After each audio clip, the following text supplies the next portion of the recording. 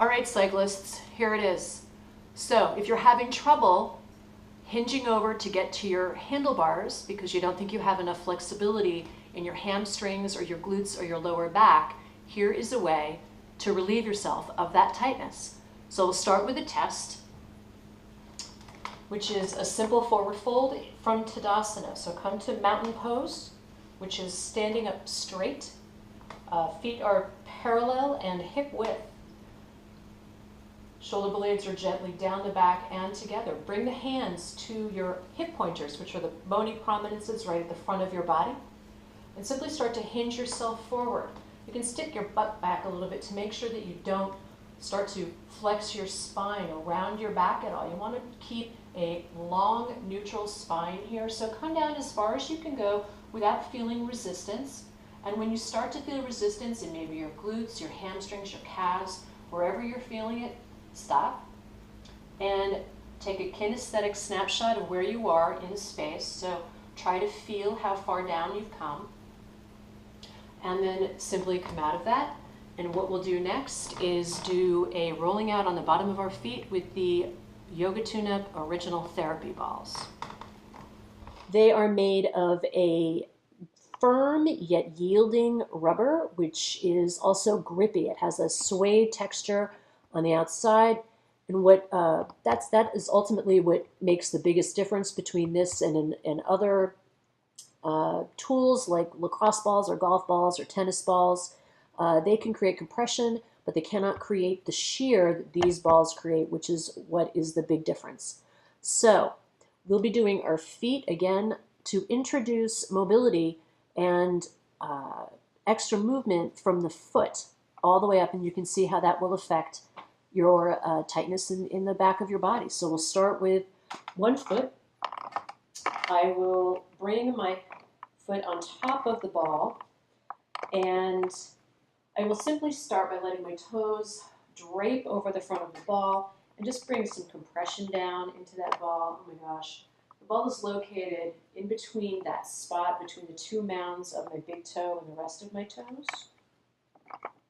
And the heel is sort of glued to the floor, so I'm just creating a compression movement there, just bringing weight down to get my foot accustomed to the feeling of that ball being there. And then I'll simply start to roll my ankle left and right, leaving my heel tacked to the ground. Wow.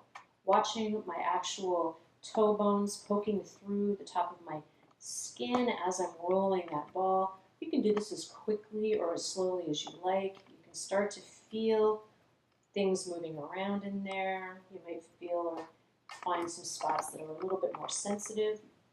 You can roll that ball back.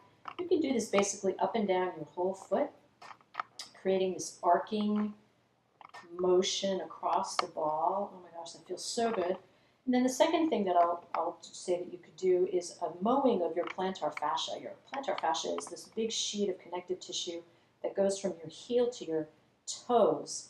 So you start the ball at the top of the foot, put weight down, and go ahead and press and roll that ball back.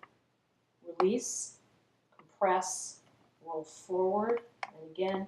So with each time that you go forward, you're compressing down, releasing, resetting. And you can really start to feel stuff moving around in there. You might get hot on the bottom of your foot. It might start to sweat. That's a good thing. It means you're introducing hydration. So there are two pretty relatively easy things that you can do with the Yoga Tune-Up ball on the bottom of your foot to start to get hydration and movement back into those tissues. So let's see if that makes any difference in our forward fold just by rubbing out our feet. All right, so while I was switching camera angles, I went ahead and did my other foot as well to be sure that I've done both sides of my body. As this is a symmetrical forward fold, I want to do both sides. I'm putting my balls down. Coming back to mountain pose Tadasana. Again, feet hip width parallel, toes are pointing straight forward, second toe. Hands are coming back up to my hip pointers, and I start to dive myself forward with that hinging motion in my big hip joint. I'm not doing anything with my spine except hinging forward, continuing to hinge forward, substantially more forward than I did before my feet, and there you go. So cyclists, here you have it.